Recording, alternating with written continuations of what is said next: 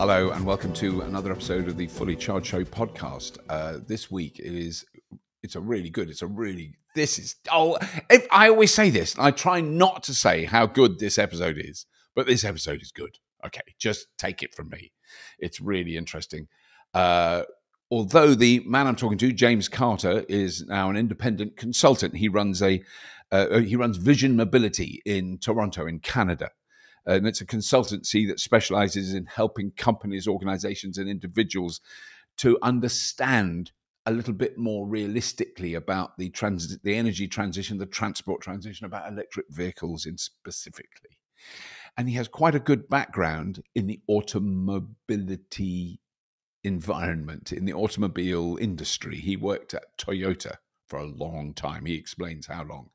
And he lived through the transition that Toyota went through from just making combustion engines through hybrids to hydrogen fuel cells and more. So it's a really interesting discussion about that. And we discuss mobility, urban mobility, what the future of mobility in general, shared mobility, all sorts of things, the batteries, Tesla, the Tesla supercharging network. He's really refreshing, interesting take on all those topics we know and love here on the Fully Charged Show. So just before we dive into all that, because I don't want to waste time waffling, but we do discuss Canada, and I barely mention, but I do accidentally mention the fact that we're doing a live show in Vancouver in September, coming up very soon. We are very excited about it. I do mention that we are possibly unveiling some automobiles that have never been seen in the North American continent before. And that's quite exciting. Makes my mouth go like that, so that I've turned into a small puppet. We are looking forward to it. So do give that a look up, fullycharged.show on that webpage. We've got all the information about the Vancouver show. Definitely looking forward to that. It's going to be really exciting. Do tell your mates about this podcast. Do subscribe if you haven't already. Do leave us a message. 5-star reviews on your downloading Audible, Apple Podcasty, whatever you use to download podcasts. We've had some. They've been really nice to read. Actually, you've left some beautiful ones already. So if you fancy leaving a little message, you don't have to be positive. But in a way, that's preferable. But we've had some really good ones. And we do get such amazing guests. Today's guest is such a perfect example of the caliber of people we get on this show. Really, really interesting. So without more ado, let's dive straight in. Please welcome James Carter to the Fully Charged Show podcast. So, James, thank you. This is really good. Thank you for joining us on the show today. I'm very intrigued about your career history. Is fascinating, and it's very relevant to what's going on with electric vehicles and the automotive industry now. But can you do us a quick potted history of how you got to what you're doing now, just to put it in context for people, because that would help, I think. Yeah, no, totally. And again, thanks, Robert. Really great to be on the podcast today. And so my background is, of all things, I grew up in southeast of South Australia on a cattle farm, and not exactly downtown Toronto where I am now, that's for sure. But going from a 850-acre cattle farm to working in automotive has been certainly a journey. But from there, I went to university, did an economics degree, but I always knew that I wanted to work with cars. I like cars. Right. Cars were my thing. So I started working for Toyota about 6-8 months after I finished university, and was there 19 years. So I did a variety of different things, mostly centered around the sales and marketing areas. Majority of it probably in the product planning areas, trying to figure out what that future product looks like, trying to forecast what they were going to be, what consumers would want, what the sales were going to be. So that, in and around that, was the majority of my career. I spent a couple years in Japan, which is where I met my wife. My wife is Canadian. 3 years Right. after I got back from Japan, I ended up in Canada. So, and I worked for Toyota Canada for another 10 years or so. So, Oh, wow. So you really did a long stint, which I didn't realize that. You were yeah, there with Toyota a long time. 19 years with Toyota in total. So, Right. yeah, Right. across a whole variety of different things. And, out here in Canada, spent a bunch of time with dealers, helped launch the Scion brand here in Canada, which was a North American, they had this young target audience at one stage. And that finished up 4 or 5 years ago now. But that was a very interesting project. However, in 2015, I decided to go out on my own and explore what future mobility looked like. Certainly it was clear to me that from an automotive side, and where I sat in automotive, Toyota especially didn't really have their eye on the ball on what things were coming down the pipe and what things they needed to do. And, it just, with other things going on, it certainly was time to, go and do something else. So off I went, started my own company and had no idea what I was going to do and had no experience running my own business. So off I went. And, what I found was that people were very interested in future mobility. One of the first gigs we got was we worked with the Automotive Industries Association of Canada. And what they did, they represented the aftermarket. So the mechanics who are fixing up cars, the body shops who are fixing up vehicles after a crash. So that complete aftermarket industry really wanted a better handle on what they needed to do, where they needed to go, how they needed to train apprentices. So we worked with them for quite a while and came up with a white paper for them to really focus on what they needed to do. And interestingly enough, some of the work that came out of that was submitted to the government on what their direction was at a federal level. So that was pretty neat. From there, we continued to do work with OEMs, a lot of it on the consumer experience side. So things like what are the real barriers that consumers are having in the switch from IC vehicles to electric? And, a lot of them we know, things like charging, range, or purchase price or purchase price even. But even if they could afford it and they got into it, what was the difference that we were seeing? And it was pretty clear, very quickly clear, was that there was Tesla and then there was everyone else in terms of the way people use their cars. And the everyone else category, they didn't really take their car beyond its range. So they would, drive to work, drive home, charge, drive to work, or drive to the shops, drive home, charge. They wouldn't do extended trips. But the Tesla owners, and especially in North America, which typically people travel a lot more, they had no issues. They would just get out and drive, and they would treat it like any other vehicle that they've ever had previously. And yes, it did take a little longer because they had to charge. But certainly as the supercharger network improved, people just weren't bothered. Just go. So, and that was a real key difference that we found. Another key difference that we found, and we did some work with BC Hydro as well, one of the big utilities in, as you well know, I know you partnership I've with. met people there, Yeah, I'm sure, we found that what people envisaged owning an electric car was going to be like compared to the actual ownership experience wasn't exactly the same. So, how do you smooth that transition in to from ownership of IC to EV? And certainly another interesting thing over there in British Columbia, which is probably the most open place for electric vehicles in North America, is just how high, just what the percentage was who were open. And it was well over 60% who didn't own an EV but were open to do that. So more recently, one of the other things that I've done is, as you know, I have a LinkedIn network that's seemed to actually grow quite significantly. And we do a lot of work with companies on that as well. So that's been really interesting.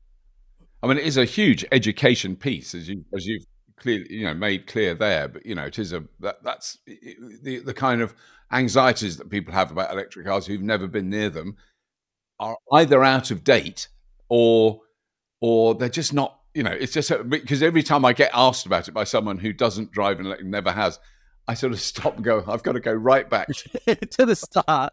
You've got to go back to the start. You know, you can't, Exactly. and you can't, it's not their fault. You cannot be cross with them. And I hear that all the time, and I'm sure you do as well. But what is fascinating is that I think, you know, this journey for me started in two ways, really. I worked in California in the early noughties and was exposed. I just met all these engineers who are working on things like battery management systems, battery packaging, battery cooling, electric drive trains, and none of it meant, it just sounded like weird space stuff. I didn't even know. I wasn't even interested, but I was hearing it a lot. So a lot of the engineers that I came into contact with were in that field in California, this was.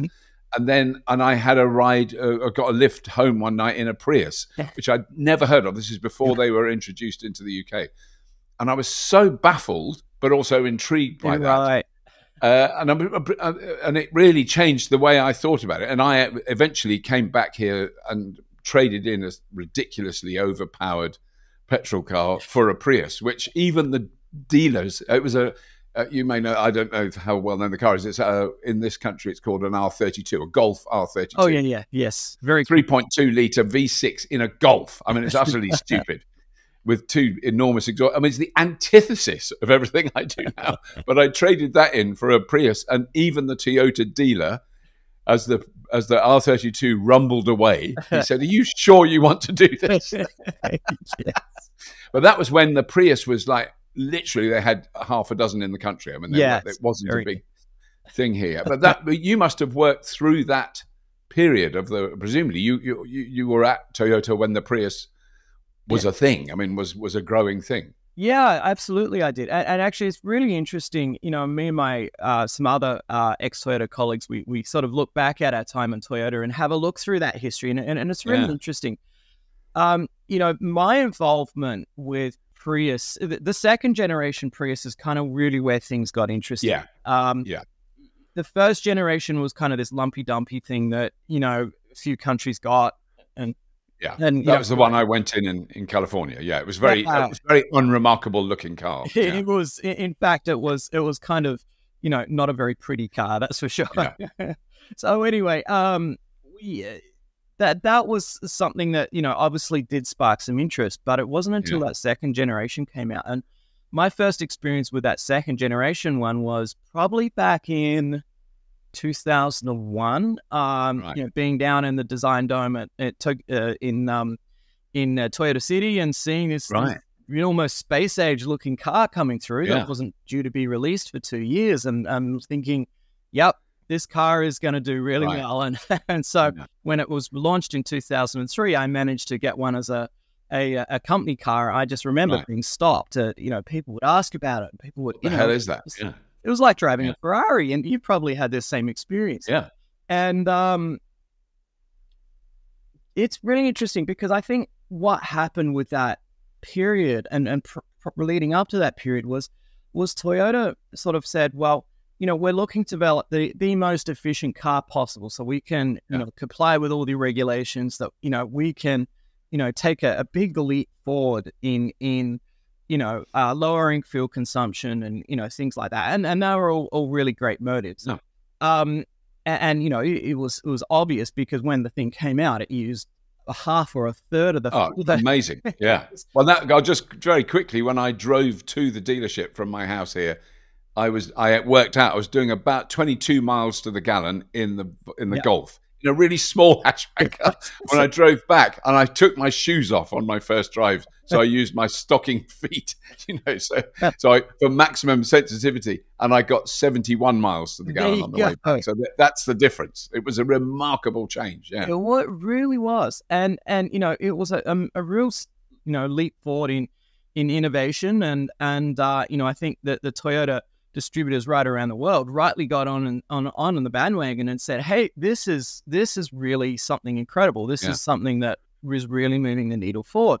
And, you know, they were able to cast themselves quite rightly as an environmental leader. And, you know, they maintained that as new hybrid technology came out, you know, right from, you know, and right from then until sort of when I left with 2015, Toyota was the environmental leader. If you thought of a car company that was the outstanding environmental company, it was Toyota.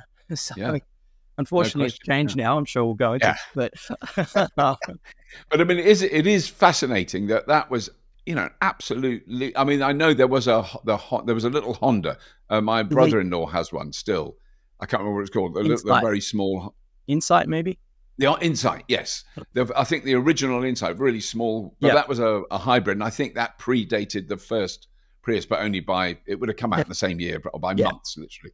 But I mean, without question, Toyota made the notion of the hybrid, because when I first heard it, the only time I'd heard the word hybrid before was, I think, my great uncle, who had an orchard, where he would chop off one root of a tree and strap another tree to it, and that was a hybrid fruit tree, because it was a different rootstock to the actual breed of tree on the top. And that's what. So I got when I was told it was a hybrid, I went, "What? That's an apple tree. What are they talking about? This is a car." But that was, you know, such a revolutionary step, and my learning was backwards, because obviously that came out of all the legislation in California. Right. Which is where I was at the time, and I was suffering from, you know, on the bad days, from air pollution. And, you know, I'd been there in the 80s and 90s. It was unbelievable. Yeah. You know, I thought I'd caught a new disease. I couldn't see, I couldn't breathe. You know, it was horrendous. But, you know, that's where that came out of. But then you would think that they would be then at the absolute forefront of electric vehicles. Now, I've driven the Mirai. The hydrogen fuel cell car, which was amazing. I mean, it's a really good car, really well made. It works. But, you know, I mean, that was one of the key things. I'm sure I'd love to hear your take on this, but I remember being shown by people at Toyota the sales of the Prius from the day it was launched. And it wasn't in the UK. So it wasn't dramatic until some taxi firms bought them. Yes. And then it was vertical. You know, it was unbelievably quick. So it went from, some years of, you know, very modest sales by Toyota standards, you know, biggest car company in the world, to, you know, stratospheric. That was the one. But was that the case? I mean, was that the case globally with Toyota, that the sales took a long time to get going? Prius, I think, yes and no. You know, certainly once that second generation hit back in the end of 2003, that really, you know, propelled them forward. And, you know, 2004, 2005 in North America, that was the time of, you know, Leonardo DiCaprio and every other celebrity driving around and, you know, showing that environmental cred. And, you know, so that sort of notched it up. And then in California, they could get that, you remember they could get that sticker on the side of the... You could go on the carpool lane. You could go on the carpool lane. Yeah. So, and that was worth big money. So, you know, that really sort of chunked them up further. And I think sort of by 2008, 2009, certainly 2008, just prior to the recession, when fuel was relatively expensive, you know, that was really the peak for Prius. And by that time, you know, Toyota had started to release hybrid Camry over here, hybrid Highlander, and then, you know,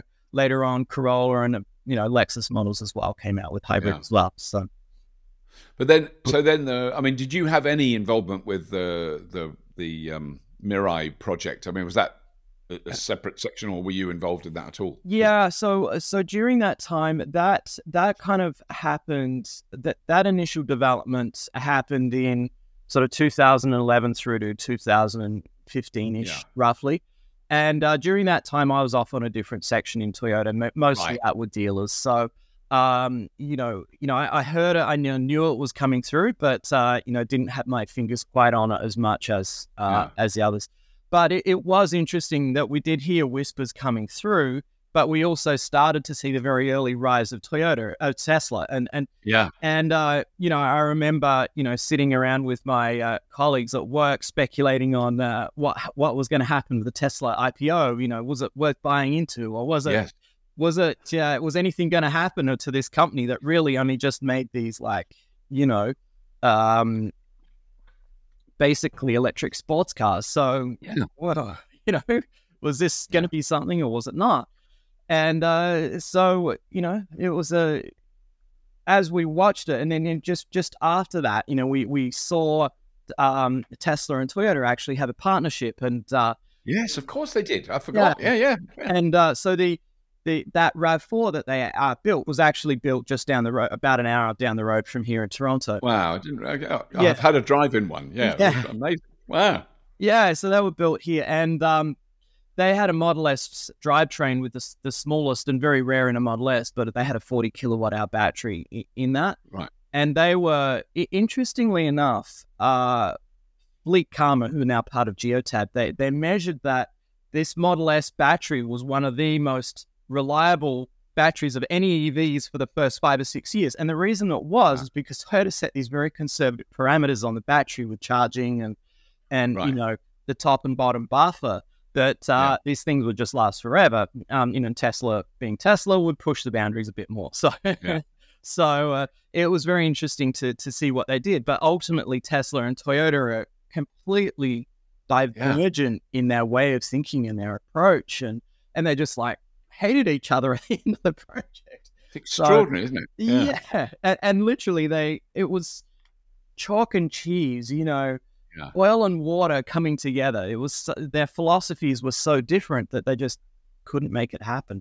And unfortunately, in hindsight, we see that's to Toyota's detriment. Yeah, well, I mean, it does. I don't know how to judge it. It certainly feels like, I think the sudden change of management at Toyota fairly recently, and then they're kind of suddenly announcing we're going to be doing electric cars with better batteries than everyone else, and you go, oh right, okay. Because I mean, I was so confused really by their push for hydrogen fuel cells, which it's become kind of political in a way that I just I think I genuinely don't see why. I don't understand. But when you see someone in the UK, for instance, who will just post on a comment or a tweet to me or something, it will just say hydrogen is the future. There's no other stuff in that. And then you look at that person and they are generally on the extreme right of conservatives, pro-Brexit, anti-immigration, and you go, well, why does hydrogen appear? But I mean, it's not hydrogen. It's not hydrogen fuel cell cars.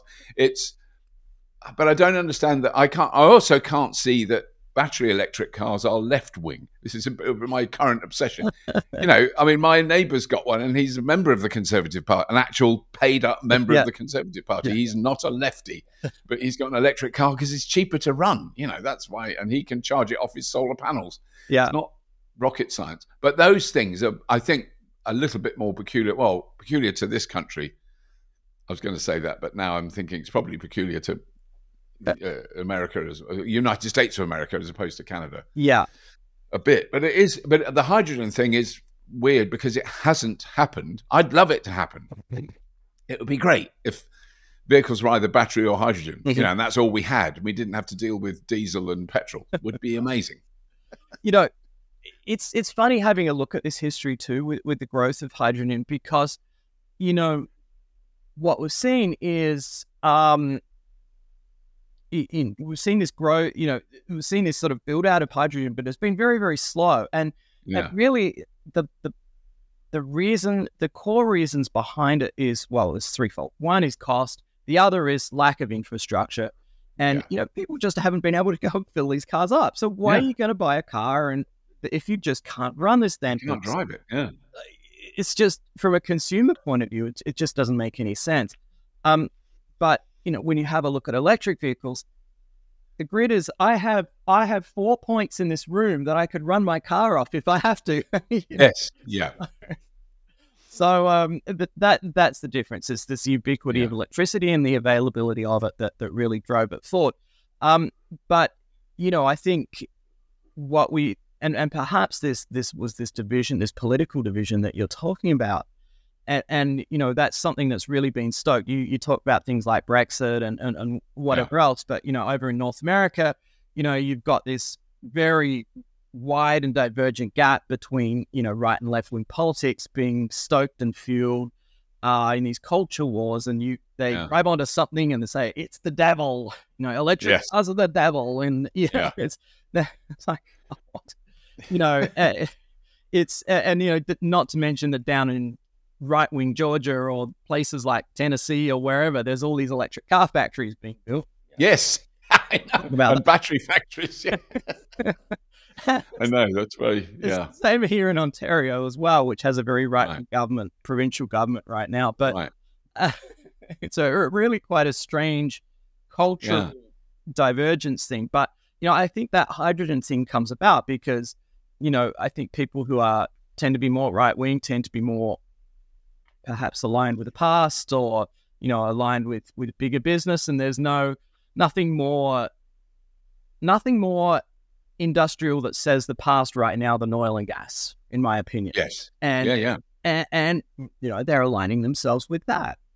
Yeah. And I get that. But you know, we really got to look to the future and look to, you know, putting aside all the environmental issues, but looking to the future to see what's most efficient, what's your business going to be the best to run, what's going to be the most available. So, you know, I think those things are, you know, really important as well. Yes. And I mean, it does feel now when people want to, and I'm talking, this is in general, socializing with neighbors and friends and family. You know, you know, they go, I don't know if I'm ready. The electric cars aren't ready yet. And I go, it's fine. Don't get one. I've gone completely the other way around. No, stick with what you've got because I know that your next car will be electric. Yeah, exactly. It'll be a second-hand one, and you'll go, oh yeah, I think it's electric. You won't even know. It's just not. It's not important enough. I do feel that shift, that initial sort of tip of the seesaw has happened, and you know, when I talked to Jim Farley from the CEO of Ford recently, when you hear what their plans are, you just go, Ford aren't going to be making combustion engines in 20 years' time. They're not even going to make them in 5 years' time. But there's no need for it. They know now what they're doing. Right. You know, actually, and they've got to... Going back to Ford, Ford is really interesting because, you know, Ford here has really controlled the pickup. Not controlled, but, you know, they've been the dominant... They've been the big pickup, you know, these things go through crazy amounts of fuel and, you know, whatever. But it's really interesting having a look at the mindset of Jim Farley compared to Toyota management. And it is vastly different. You know, Jim has figured out, like, you know, I need to make Ford all about electric vehicles. And I know it's not going to happen overnight. And I know it's going to take a while. And I know I've got to figure out how I'm going to get those conservative, you know, flyover state buyers to buy my, you know, F-150 Lightning electric trucks, but I have to do it.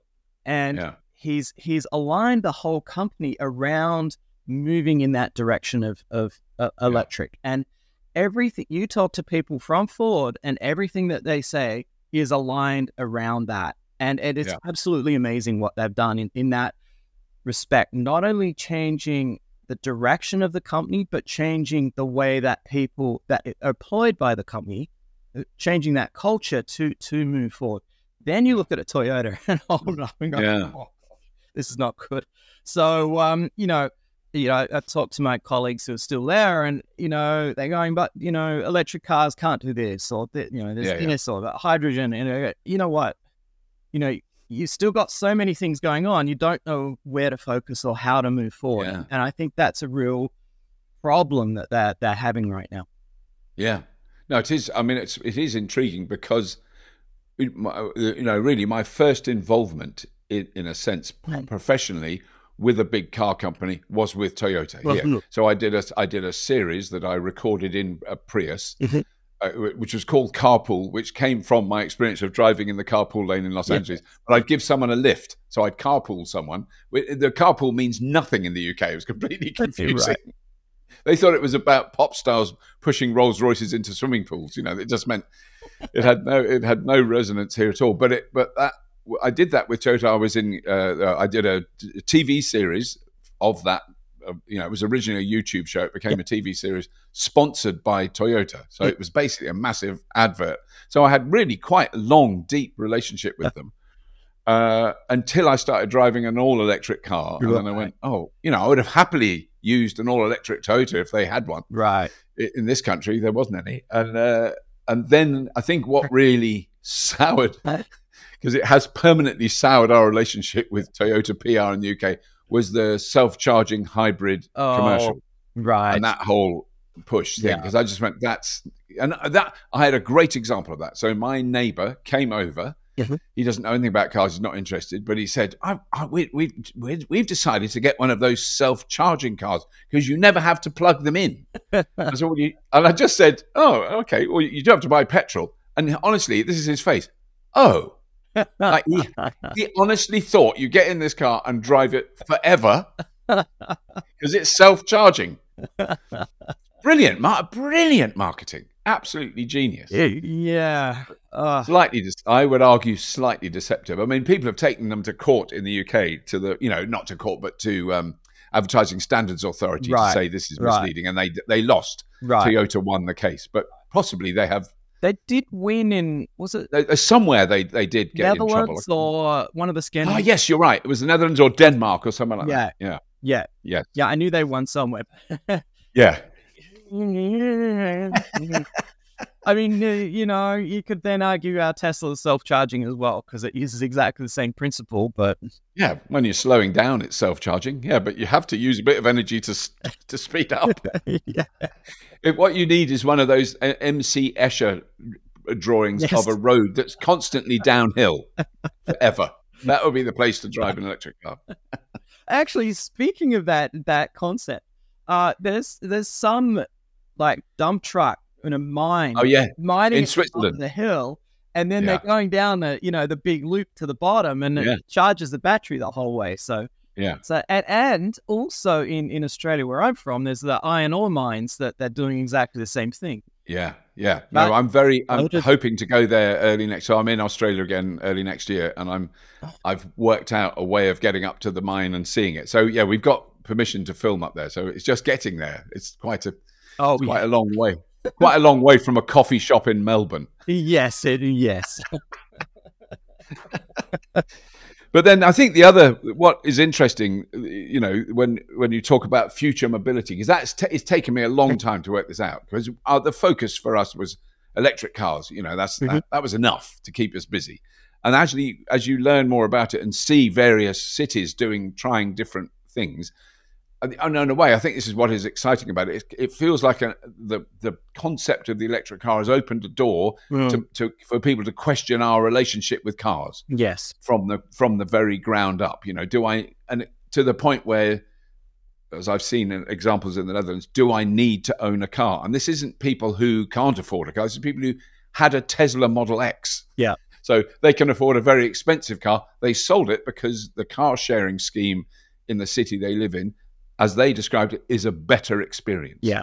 And I think that is fascinating, because if we simply replace all the cars on the road in the world now with electric ones, we've kind of missed an opportunity. I just don't think we will. I don't think we can. Right. I think it would take 100 years to do that, wouldn't it? I mean, I think, when we step back from this problem, and it is a real problem, is that we've almost been grown up and we've been conditioned in a way that, the car solves all our transportation problems. And, going from growing up in a farm where you had to drive everywhere just to do basic stuff, for me, that was almost ingrained in my upbringing. Yeah, and you couldn't really get a tram from the farm. No, you could not. I mean, the nearest neighbor was 2 kilometers away. So, you didn't really have much. But, I think especially now that we live in the city, we really have to start to rethink that. And, electric vehicles are a really important piece of that total mobility picture, replacing IC. But I think you're right. We have to ask this question. Well, how about we get out of the car and ride our bikes or walk or, take public transport where we can? And not only is it cheaper and healthier, might take a little longer, but we really are cutting down on the mileage that we are. And, I think that's an important thing. And, having less cars on the road is just a good thing, I think, in general. Less traffic, less chance that pedestrians are going to get hit, less chance that cyclists are going to get hit. So supporting that's important. And I think those two things go together really well. And I just, when people say, well, you talk too much about, electric vehicles, you should talk about bikes. Well, I hear you, but Yeah. I'm automotive too, and that's my background. That's what I talk about. Yeah. But I'm someone who likes, I like cycling a lot, and I'd much rather, if I can, take my bike even than our Tesla. So yeah.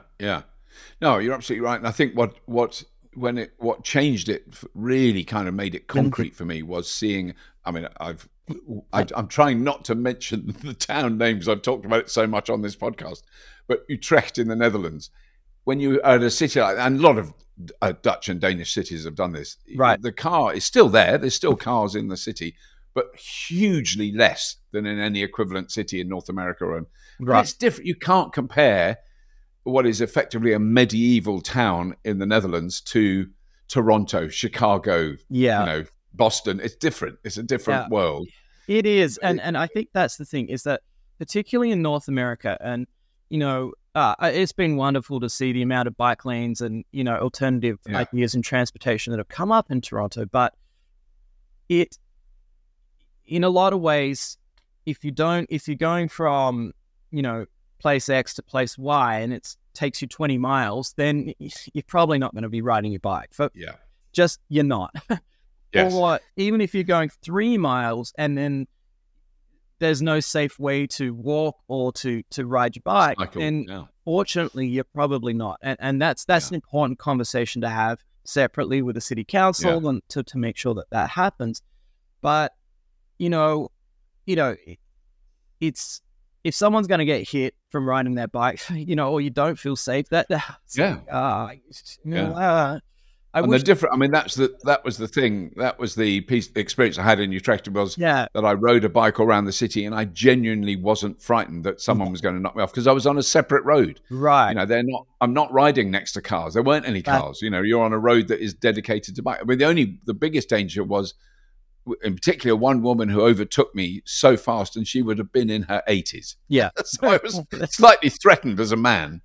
And she was just pootling along like, oh my God, she's going so fast. Right. I mean, they've all lived their entire lives on bikes, so you can't really, we're at a disadvantage there. So, but I mean, they're both, it's both conversation. That's I think the point that we have to make. Yes, absolutely. Yeah. Because this is, I've just found, there's this quote. I think that's what inspired me to ask you about your experience. I'm just going to read out. This is a quote that you said in an article. It's good. Don't worry. It's not embarrassing. Oh, good. You said, when you drive a hybrid, you find yourself driving for efficiency, trying to keep it on electric as long as possible. The obvious question was, what if it was just electric?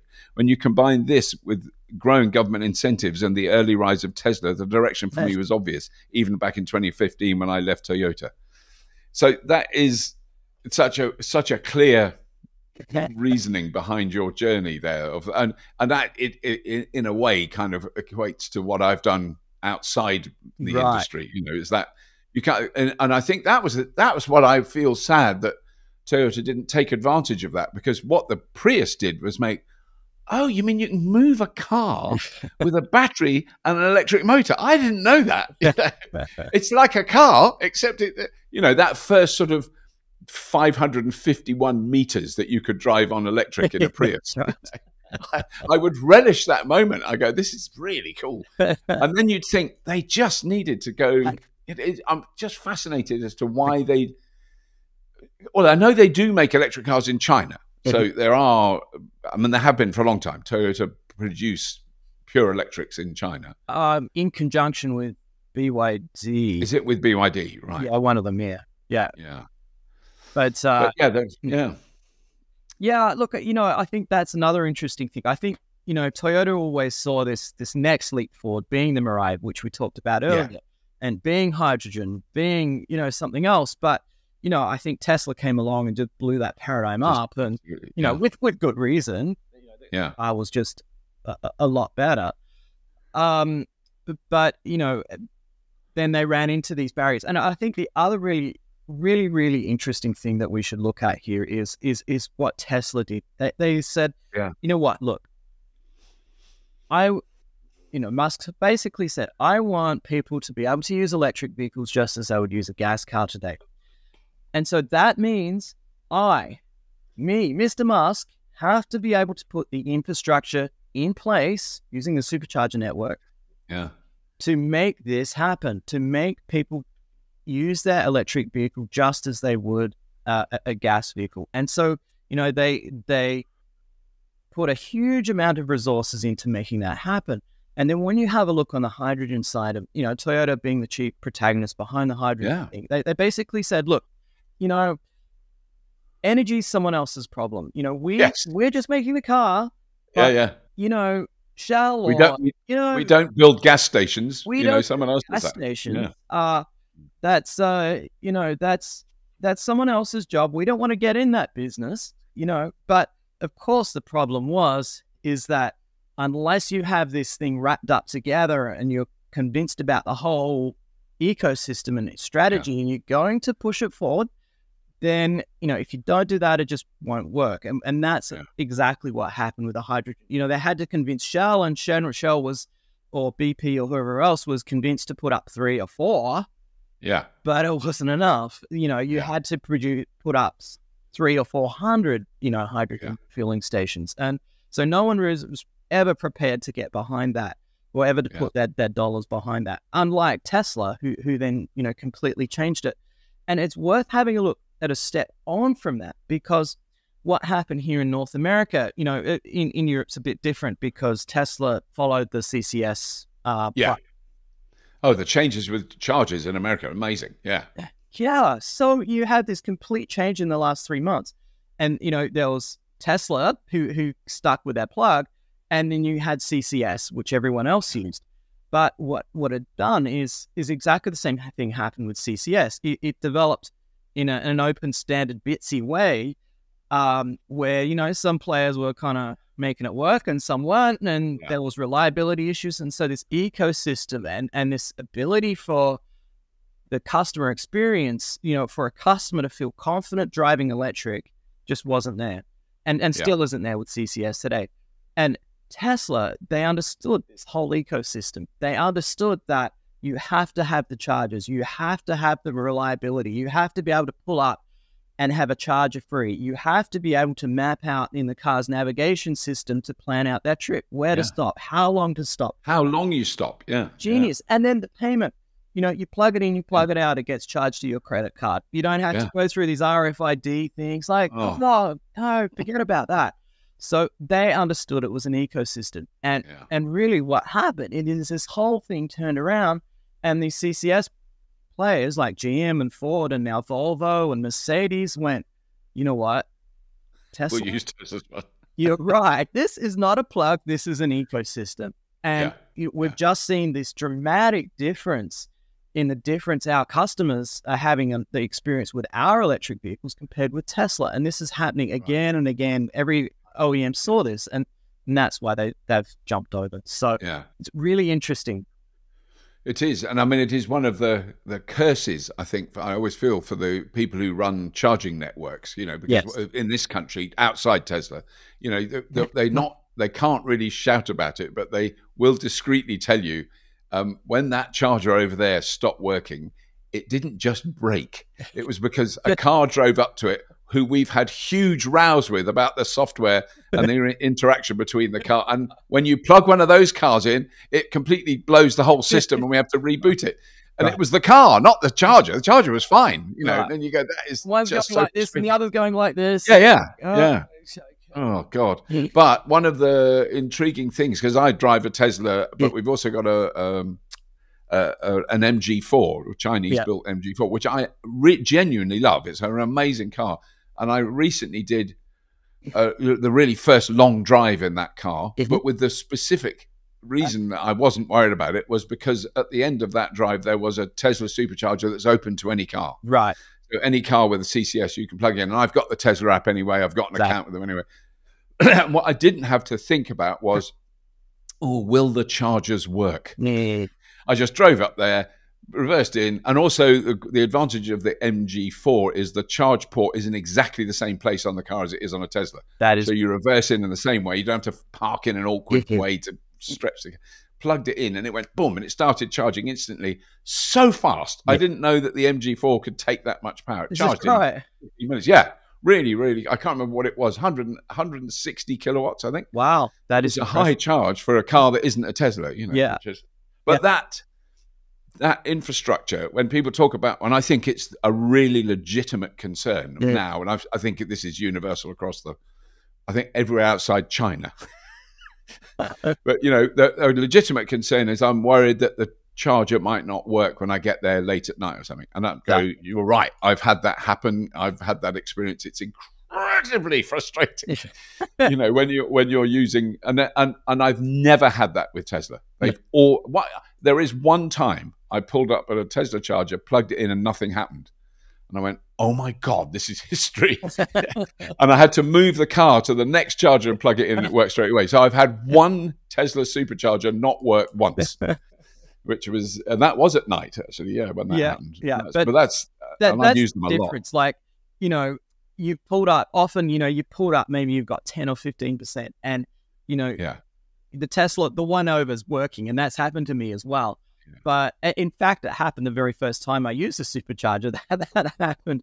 But oh, really? Wow. Yeah. But again, moved 1 over and I was fine. But but you hear stories of people who are, over here in North America using CCS, and they plug in, nothing. They go to the next one, nothing. And now they've got no charge left, and and you just don't have that experience. And that's an experience you don't want to hear about. Like, frankly, you don't want that to get out there. As soon as these problems are sorted, the better.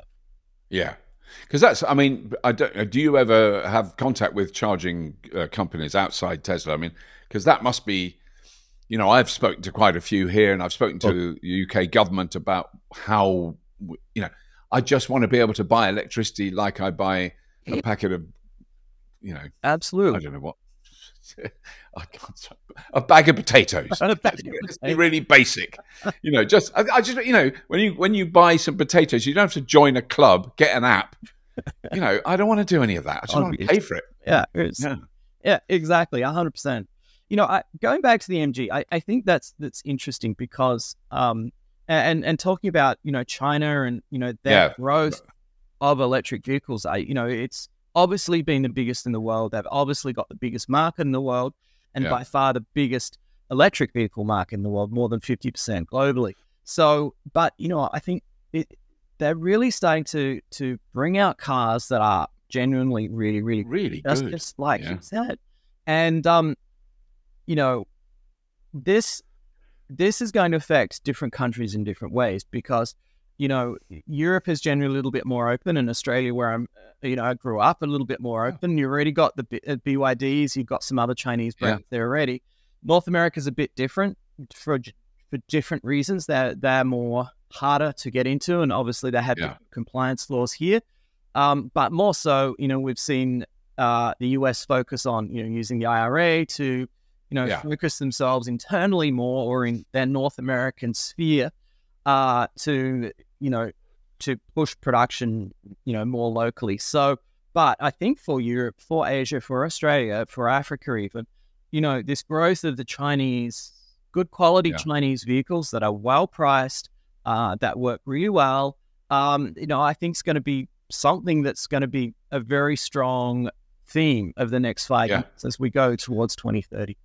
Yeah. Well, and also, we've had the direct experience of our show in, I'm not trying to plug it, it's just a fact, but our show in Vancouver in September is that we're unveiling, I'm not going to say how many, I know it's quite a few new Chinese brands that have not been seen in North America before. Right. Because presumably you can buy a BYD in Canada? I don't think, or a Chinese built vehicle in Canada. I think you can. Well, Tesla Model 3. There's a small smattering of others, but Oh, I think there's more. From what I can understand, because I don't organize the shows, so I get told this after the event. But I think there's quite a lot of.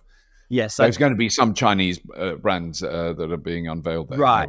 Which is wonderful for us, but also really interesting because I can't work it out. So if you can't buy certain Chinese cars in the United States, but which are completely understandable, it's got.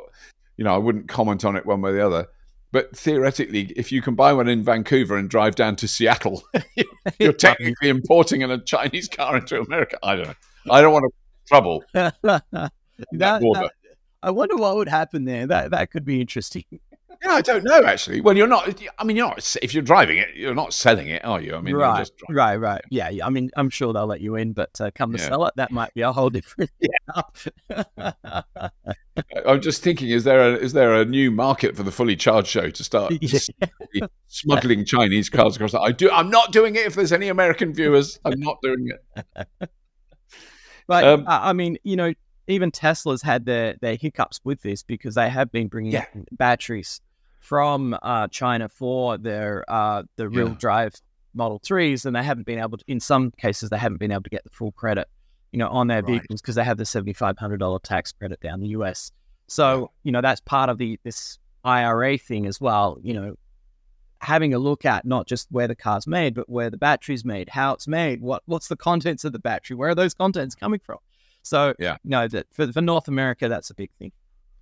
But then we have to sort of round up soon. But one of the questions I wondered, this is not from something I've read about you. I mean, I don't know whether you've ever consulted with the oil industry, or because of, they do have a role in this, and they could have a role in this, and are there, because I've had contact with people who work at Shell and BP, and BP run one of the biggest charging networks in this country. They bought it when it was, and it's so difficult because they have invested money in it, but then you see then how much money they're investing in not even extracting oil, but in finding new oil supplies, and it's 100,000 times more. And it is. I don't know. I mean, in a way, if this transition is going to work, it has to involve what is effectively the biggest industrial corporations the human race has ever created, the richest, the most powerful, the most influential. And I don't know. I mean, I'm having very minimum contact with them, but I don't know whether you professionally have any dealings with them. No, I'm probably similar to you, and yes, I do know the people at the charging networks, or the Shell Recharge or whoever. But it's the same. I think that there's a whole dilemma there because they're companies that should be involved just simply because of their background in with service stations and energy distribution.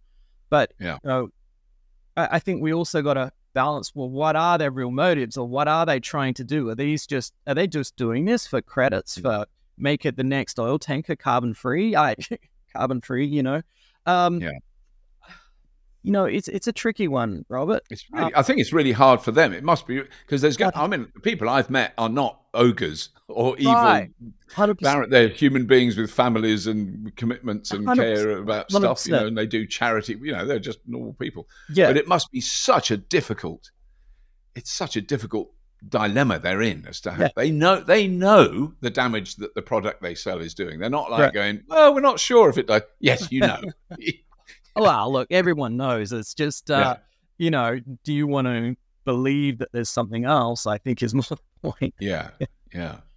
But I mean, because I don't know if you've had that. I'm intrigued to know if that's happened in Canada. We've just had this incredible spike in negative stories in the mainstream press and on the radio and TV. Yeah.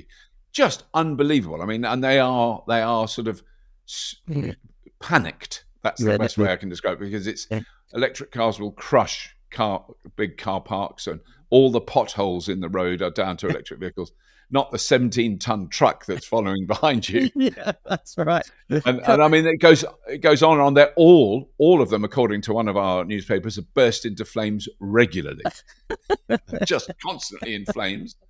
And I mean, the stories just go on and on and on. Right? Yeah. But I mean, that I don't know. Is that happening in Canada as well? I don't know whether that's it is. It is to some extent global.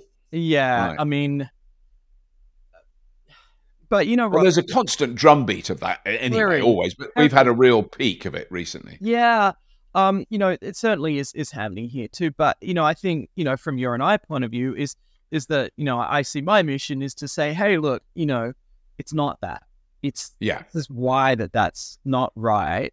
It's this, and the reason it's this is because of X, Y, and Z. So, I think from my point of view, I want to keep out there as much as possible to keep driving that story as a positive change, and at least showing that there is real, a real direction, a real way. The technology is there that we can transform our future into a much cleaner world, And not only is it beneficial environmentally, it's beneficial economically, and that's the message that I really want to get across. It's not just it's better for everyone if we do this, and it's going to cost a bit, and initially some of the cars might cost a little bit more, but the long-term benefits, just economically, are huge, and I think that's the story that I try to tell, and I definitely know you and your team have been telling. So that's. I mean, it is. I think the other difference between us, the UK and Canada, is that Canada is an oil producing country in that sense. From the tar sands, and that's. I mean, I guess we are up to a point, but it's so minimal what we produce now. It was quite a lot about 20 years ago, but it's definitely wound down. But that must be, from a sort of national government point of view, you're going, yes, we're going to go towards electric cars. Can we keep having some of that money for the oil? Yeah, and you're right. It's the federal government. For them, it's a real balance. And, now you've got a fairly centrist government in, and I think they try to understand at least both sides, but they have very much realized that we do face these much bigger issues around climate change, and we do have to move as quickly possible to electrifying, not just cars, but trucks and everything else out there. So, you're right. It is a dilemma, and, they're in this position where they can't really please people who are trying to push EVs as fast enough, and they're not, oil and gas hate them as well. So, it's a real tightrope. They're in a position where everyone hates them. Yeah. Well, that was, I think it's passed now, it's under control now, but a friend of mine who lives in New York sent me a picture of I don't know, a street in New York, which was kind of red. Yes. And I said, what's that? And she said, oh, it's from fires in Canada. And I went, hang on, that's quite a long way away. I know. But, obviously, when they were bigger than normal forest fires, were they? I mean, they weren't. Oh, they were by far the biggest, ever on record in terms of areas burnt in Canada. Right. And that's a real problem because I think we know that this is a direct result of climate change. And, we have to, it's funny, you see some comments, oh, it's the forestry management in Canada, this problem, but not really. US too, they make a lot of pollution and contribute a lot to global warming. So, this is not, that's the thing that we have to understand with climate change, is that we're all in this together. And what you do here might not just affect you, but it might affect everyone else. It might affect other people. That's the big thing, isn't it? Yeah. And that's something we've always got to be mindful of. And it's not just about these pointing issues at small things. It's these much bigger issues that taking. Yeah. Anyway, no, it's been really good talking to you. Thank you so much, and good luck with all your future projects. Thank you, Robert, and it's been a pleasure to speak with you as well. Really hope you enjoyed that. Really hope if you were in Canada or North America, Seattle, Portland, Oregon, anywhere the Northwest, Pacific Northwest, beautiful part of the world. But if you're in that area and you want to come up to Vancouver in September, we would love to see you. It is going to be a really amazing show, and the venue is phenomenal. I mean, let's face it, the Vancouver Convention Centre on the harbour. I mean, it's just amazing. It's an amazing place. The whole city is amazing. I know there's issues, but generally speaking, Vancouver is just the most stunning city in the Northern Hemisphere. I think I'm knocked out every time I go there. Really looking forward to going again. I will shut up about it. Please do join us again next week for more wonderful Poddingtons. And as always, if you have been, thank you for listening.